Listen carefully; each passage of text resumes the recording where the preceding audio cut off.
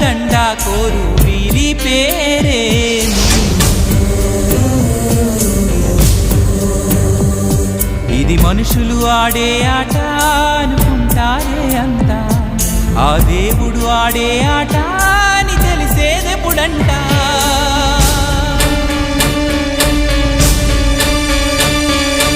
అయ్యో ఈ ఆటకి అంతే లేదుగా, అయినా లోకానికి అలుపే రాదుగా.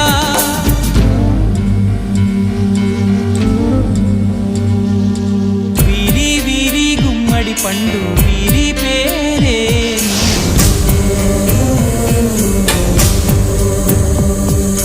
దాగుడు మూతల దండ కోరు వీరి పేరే